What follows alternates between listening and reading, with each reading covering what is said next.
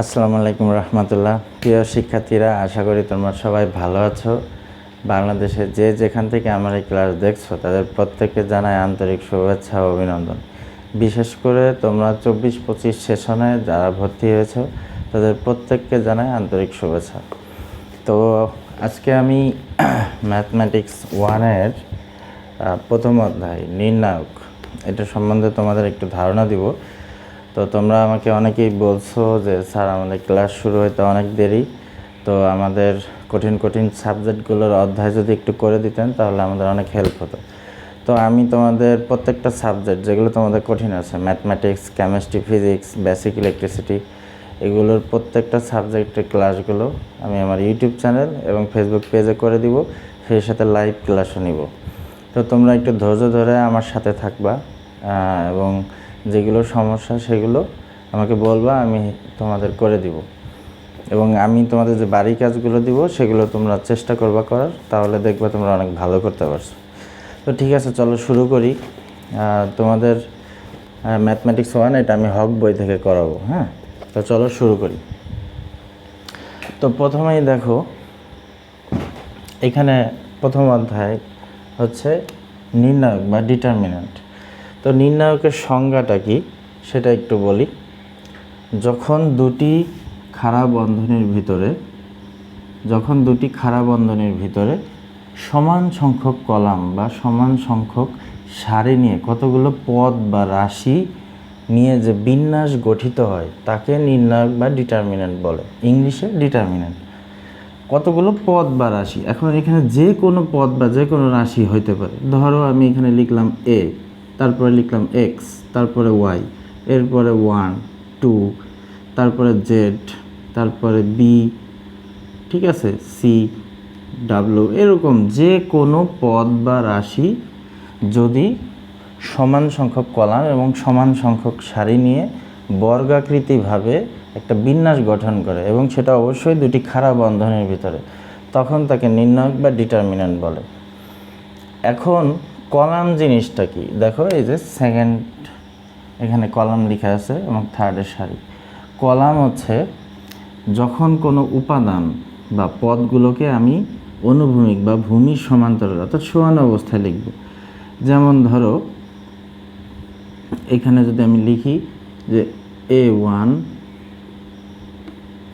B1, C1, A2, B2, C2, A3, B3 এবং C3, তাহলে এখানে আমার সারি কোনগুলো, এই যে এগুলো হচ্ছে সারি, অর্থাৎ A1, B1, C1 এগুলো 1 নম্বর সারি, এজন্য সারিকে R দ্বারা প্রকাশ করা হয়। সারির ইংলিশ হচ্ছে রো, R1।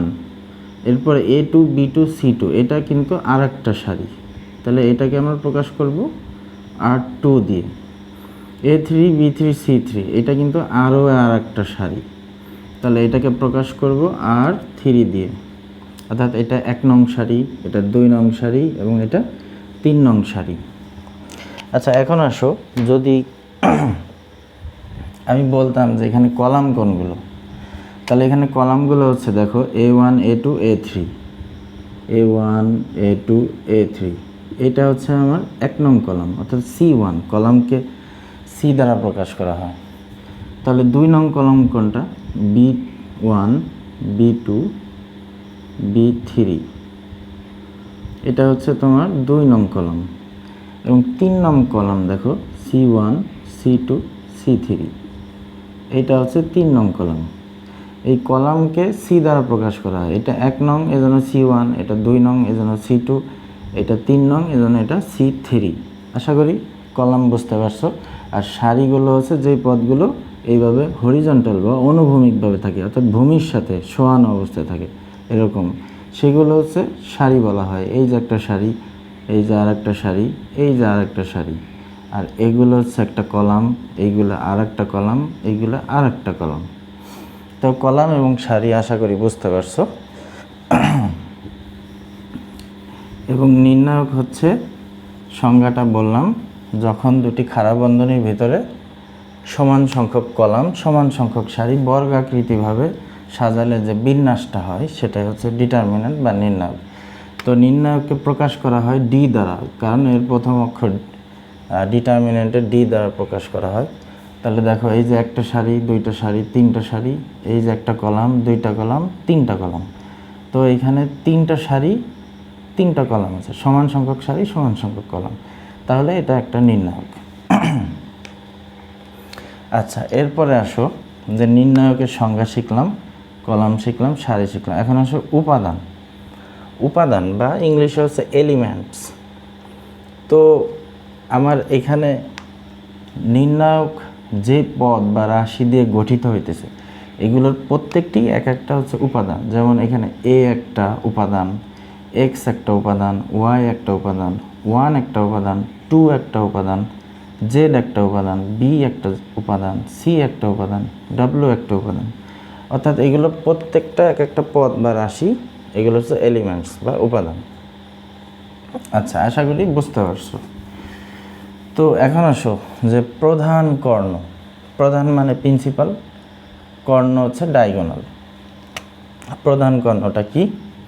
প্রধান কর্ণ হচ্ছে নির্ণায়কের, যেমন এখানে যদি বলি A1, A2, A3, B1, B2, B3, C1, C2, C3। তাহলে প্রধান কর্ণ হচ্ছে এই যে এই বরাবর, মানে এই কোণা বরাবর যে উপাদানগুলো আছে সেগুলো হচ্ছে প্রধান কর্ণের উপাদান। যেমন A1, B2, C3, এইগুলো হচ্ছে প্রধান কর্ণের উপাদান। প্রধান কর্ণের উপাদান। আচ্ছা, এখন যদি আমি বলি যে মাধ্যমিক কর্ণ কোনটা, বা সেকেন্ডারি কর্ণ বা দ্বিতীয় কর্ণও বলা হয়, একে দ্বিতীয় কর্ণ তুমি বলতে পারবা। দ্বিতীয় কর্ণ, মাধ্যমিক বা সেকেন্ডারি কর্ণ বা দ্বিতীয় কর্ণ। দ্বিতীয় কর্ণ হচ্ছে এই বরাবর যে উপাদানগুলো, অর্থাৎ এটা ছিল বাম পাশের থেকে শুরু, ডান পাশে শেষ। এটা ডান পাশ থেকে শুরু, বাম পাশে এসে শেষ, অর্থাৎ C1, B2, A3। হ্যাঁ, এই বরাবর যে উপাদানগুলো সেগুলো হচ্ছে দ্বিতীয় কর্ণ বা মাধ্যমিক কর্ণ। ইংলিশে বলা হয় সেকেন্ডারি কর্ণ, এখানে আমি লিখে দিছি সেকেন্ডারি কর্ণ। আর প্রধান কর্ণ হচ্ছে প্রিন্সিপাল ডায়াগোনাল। তাই প্রিন্সিপাল ডায়াগোনাল হচ্ছে এই বরাবর যে উপাদানগুলো থাকবে সেগুলো প্রধান কর্ণের উপাদান, আর মাধ্যমিক বা দ্বিতীয় কর্ণ হচ্ছে এই বরাবর। তো আশা করি বুঝতে পারছো। এখন আসো অনুরাশি বা সহগুণক, এইটা একটু দেখাই। অনুরাশিকে ইংলিশে বলা হয় মাইনর। যেমন A1, A2, A3, B1, B2, B3, C1, C2, C3। হ্যাঁ, আচ্ছা। তো অনুরাশি হচ্ছে যখন কোনো উপাদানের ওই উপাদানের যে কোনো উপাদান তুমি নিতে পারো, বা যে কোনো পদ বা যে কোনো রাশির বরাবর সারি এবং কলাম বাদ দিলে যারা থাকে, যেমন মনে করো A1 বাদ দিছি, A1 বরাবর কলাম এবং সারি বাদ দিছি, তাহলে কি থাকলো? B2, B3, C2, C3। তাহলে A1 বরাবর কলাম এবং সারি বাদ দিয়ে যা থাকে সেটা হচ্ছে A1 এর অনুরাশি। A1 এর অনুরাশি। এটা কার অনুরাশি? A1 এর। আশা করি বুঝতে পারছো। অর্থাৎ যে কোনো উপাদানের অনুরাশি বের করতে হলে সেই উপাদান বরাবর কলাম এবং সারি বাদ দিতে হবে। সারি বাদ দিয়ে যা থাকে সেগুলোই হচ্ছে তার অনুরাশি। আচ্ছা, এখানে যদি আমি অন্য কারো বের করতে বলতাম, তাহলে একটু দেখো, আমি আবার একটু লিখে দিই। A1, A2, A3, B1, B2, B3, C1, C2, C3। তো এখন ধরো B1 এর অনুরাশি, তাহলে B1 বরাবর সারি এবং কলাম বাদ দাও, তাহলে দেখো তো কে থাকে? এটা হচ্ছে B1 এর অনুরাশি। হ্যাঁ, তাহলে B1 এর অনুরাশি। B1 এর অনুরাশি কি? B1 বরাবর সারি এবং কলাম বাদ দাও, তাহলে এই বরাবর সারি এবং কলাম বাদ দিলে কে থাকে? A2 A3 এবং C2 C3। তাহলে এটা হচ্ছে B1 এর অনুরাশি। এখন যদি বলতো C1 এর অনুরাশি, এইটার বলতো, তাহলে কি করতাম? C1 বরাবর সারি এবং কলাম বাদ দিতাম, তাহলে কি থাকে দেখো? A2 A3 B2 B3, এখানে হয়তো B2 B3। তো আশা করি অনুরাশি বুঝতে পারছো। আচ্ছা, তাহলে এখন আসো সহগুণক। এই জিনিসটা সহগুণক কি এটা একটু বলি। সহগুণককে ইংলিশে বলা হয় কোফ্যাক্টর। এখানে লিখে দিছি আমি, কোফ্যাক্টর মানে হচ্ছে সহগুণক। আর সহগুণকটা হচ্ছে কি? আমি A1 A2 A3 ছিল, B1 B2 B3 C1 C2 C3। এখন এই যে উপাদানগুলো আছে এদের প্রত্যেকের কিন্তু চিহ্ন আছে।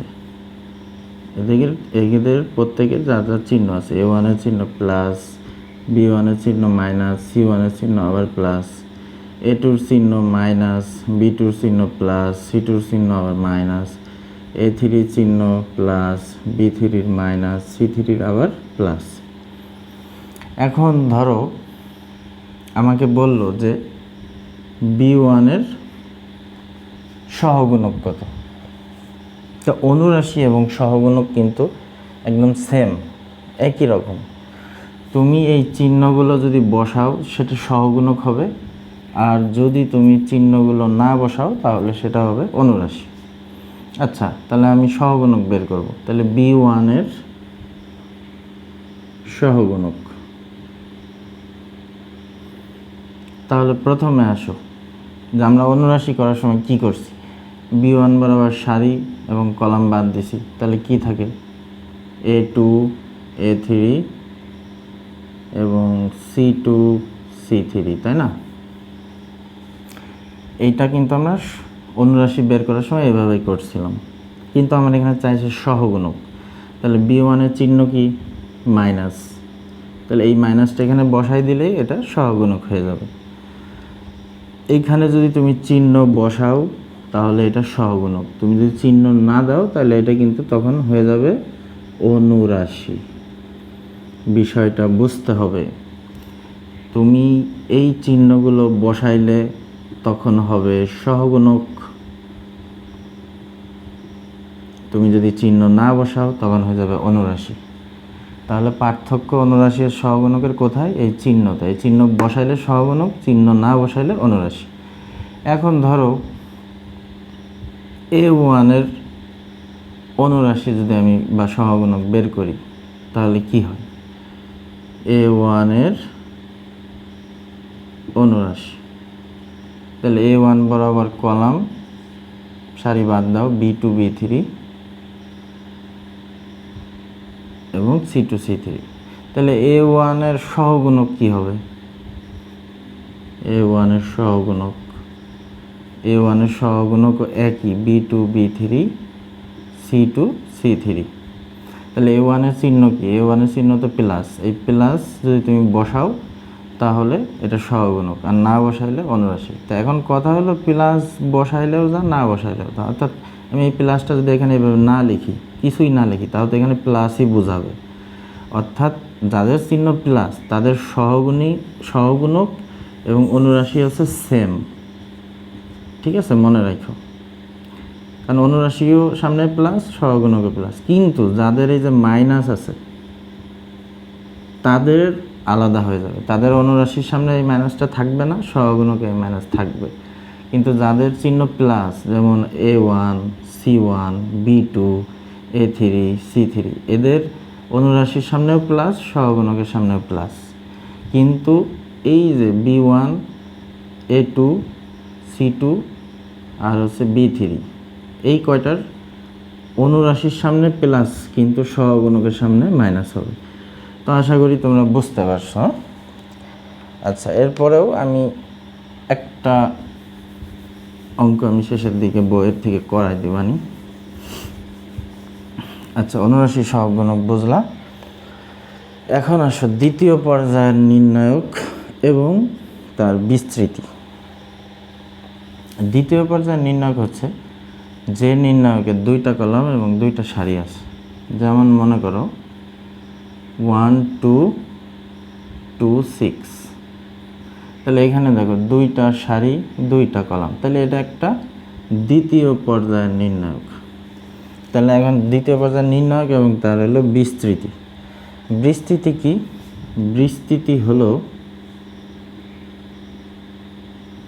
বিস্তৃতি হলো প্রধান কর্ণের গুণফল 6 অক্ষে 6, দ্বিতীয় কর্ণের গুণফল 2 2 4, তাহলে 6 থেকে 4 বাদ দিলে 2। তাহলে এই যে 2 বের করলাম, এটাকে বিস্তৃতি বলে। এটাকে আরেকটা জিনিস বলে, সেটা হলো মান নির্ণয়। এটাকে মান নির্ণয়ও বলে। আমাকে যদি বলে দেয় যে মান নির্ণয় করো, তাহলে এইভাবেই করতে হবে। যদি বলে বিস্তৃতি করো, তাও এইভাবে করতে হবে। এখন আসো তৃতীয় পর্যায়ের নির্ণায়ক এবং তার বিস্তৃতি। হ্যাঁ, আচ্ছা, তৃতীয় পর্যায়ের নির্ণায়ক এবং তার বিস্তৃতি। তৃতীয় পর্যায়ের নির্ণায়ক হলো যে নির্ণায়কের 3টা সারি এবং 3টা কলাম আছে, তাকে তৃতীয় পর্যায়ের নির্ণায়ক বলে। যেমন ধরো A1 A2 A3 B1 B2 B3 C1 C2 C3। তাহলে এই যে এখানে দেখো 3টা সারি 3টা কলাম আছে, তাহলে এটা কি তৃতীয় পর্যায়ের নির্ণায়ক, তাই না? তৃতীয় পর্যায়ের নির্ণায়ক। আচ্ছা, তো এটা 3টা কলাম 3টা সারি আছে, তৃতীয় পর্যায়ের নির্ণায়ক। এখন এই তৃতীয় পর্যায়ের নির্ণায়কের বিস্তৃতি কিভাবে করবা সেটা একটু দেখাই দিই। তো এদের তো প্রত্যেকের চিহ্ন আছে, এই চিহ্নটা আমি একটু আগেও লিখছিলাম, plus minus plus minus plus minus plus minus plus. অর্থাৎ A1 এর চিহ্ন প্লাস, B1 এর চিহ্ন মাইনাস, C1 এর চিহ্ন প্লাস, A2 এর চিহ্ন মাইনাস, B2 এর চিহ্ন প্লাস, C2 এর চিহ্ন মাইনাস, A3 এর চিহ্ন প্লাস, B3 এর চিহ্ন মাইনাস, C3 এর চিহ্ন প্লাস। তা এখন এই বিস্তৃতি কিভাবে করবো দেখো। তাই তৃতীয় পর্যায়ের নির্ণায়কের বিস্তৃতি, হ্যাঁ, প্রথমে A1 নিবা, A1 বরাবর সারি কলাম বাদ দাও, A1 বরাবর সারি কলাম বাদ দাও। তাহলে এইখানে দেখো এই 4টা উপাদান থাকে, এই 4টা উপাদানের প্রধান কণের গুণফল অর্থাৎ B2 C3 বিয়োগ দ্বিতীয় কর্ণের গুণফল C2 B3। এরপরে আসো B1,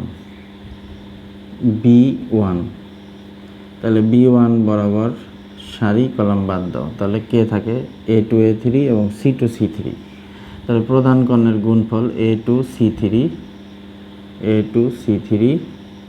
এবং C2 A3, সূত্রে বিয়োগ C2 A3। তা এখন কথা হলো B1 এর চিহ্ন কি? মাইনাস, তাহলে এখানে মাইনাস বসে যাবে। আচ্ছা, এরপরে থাকলো হচ্ছে আমার C1, এই C1 এর চিহ্ন কি? প্লাস, প্লাস হলো C1 বরাবর সারি কলাম বাদ দাও, তাহলে A2 B3 বিয়োগ B2 A3। তাহলে এটা হচ্ছে তৃতীয় পর্যায়ের নির্ণায়কের বিস্তৃতি। অথবা তোমাকে যদি বলে মান নির্ণয় করো, তাহলে তুমি এভাবেও করে দিতে পারবা। তা আশা করি বুঝতে পারছো যে এই জিনিসগুলো বোঝালাম। তো এখন আমি তোমাদের বাসার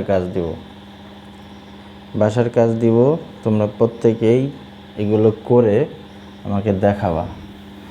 নেক্সট ক্লাসে এরপরে আমি আরও প্রথম অধ্যায়ের বাকি জিনিসগুলো তোমাদের দেখাবো। হ্যাঁ, তাহলে এখন আসো আমি কিছু বাসার কাজ দিই। এই বাসার কাজগুলো তোমরা কিভাবে করবা, খাতায় প্রথমে লিখবা তোমাদের নাম, আচ্ছা, এরপরে লিখবা ডিপার্টমেন্ট লেখার পরে এখানে লিখবা শিফট, কোন শিফটে তুমি চান্স হয়েছে সেই শিফট লিখবা, নাম, ডিপার্টমেন্ট, শিফট। হ্যাঁ, আচ্ছা, এরপরে এখানে তারিখ দিবা, আর এখানে নাম লিখবা যে হোমওয়ার্ক বাই রাকিব স্যার, এইটা লিখে দিবা, এতটুক খাতার উপরে থাকবে। হ্যাঁ, এরপরে আমি দেখব, সবারটাই দেখব, ছবি তুলে অঙ্ক করে আমার মেসেঞ্জারে দিবা, আমি দেখব সবার হয়েছে কিনা। আচ্ছা, তাহলে এখন আসো প্রথম প্রশ্ন তোমাদের জন্য, সেটা হচ্ছে 1 নম্বরে নির্ণায়ক কাকে বলে। আচ্ছা, 2 নম্বরে আছে তৃতীয় পর্যায়ের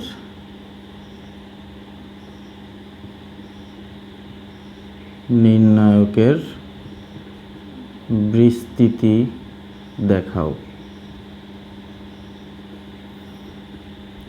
আচ্ছা, এটা হলো 2 নম্বর। 3 নম্বর হচ্ছে অনুরাশি ও সহগুণক কাকে বলে।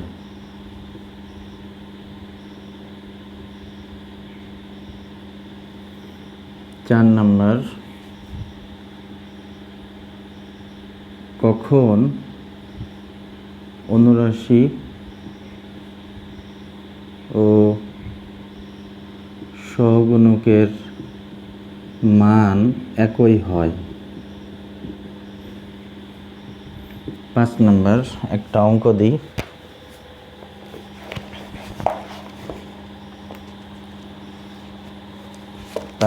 একটা অঙ্ক দিচ্ছি।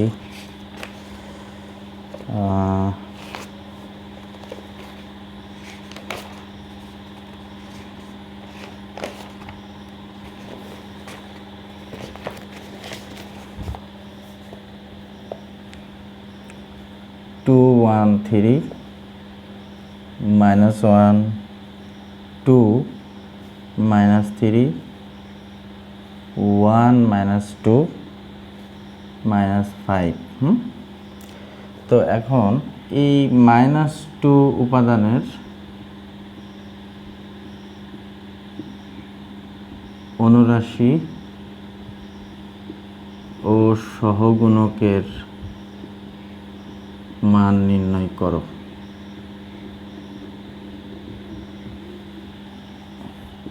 6 নম্বর আরও একটা অঙ্ক দিব, সেটা হলো 1 3 4 2 6 8 5 7 9।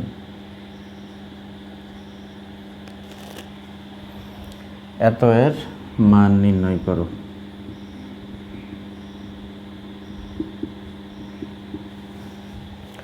আচ্ছা, তাহলে এই যে এটা হচ্ছে তোমাদের হোমওয়ার্ক। হ্যাঁ, তো এগুলো করে খাতায় সুন্দর করে প্রথমে খাতার উপরে ডিপার্টমেন্ট, নাম, শিফট, তারিখ দিবা এবং হোমওয়ার্ক বাই রাকিব স্যার এটা লিখতে হবে। যার খাতায় এটা থাকবে না যে হোমওয়ার্ক বাই রাকিব স্যার, তার খাতা কিন্তু দেখব না। আচ্ছা, এরপরে এই উত্তরগুলো করবা, করে আমার মেসেঞ্জারে ছবি তুলে দিবা, আমি দেখব তো সবার হয়েছে কিনা। এবং তোমাদের পুরস্কারের ব্যবস্থা থাকবে অধ্যায় শেষে, এই যে আবার পরীক্ষা নিব পুরো অধ্যায়ের উপরে, তখন দেখব যে সবচেয়ে ভালো কে করছে, প্রথম 3 জনকে পুরস্কৃত করব। তো আশা করি বুঝতে পারছো আজকে যা যা করাইলাম। তো ঠিক আছে, ভালো থাকো, আজকের মতো এখানেই শেষ। আসসালামু আলাইকুম রহমতুল্লাহ।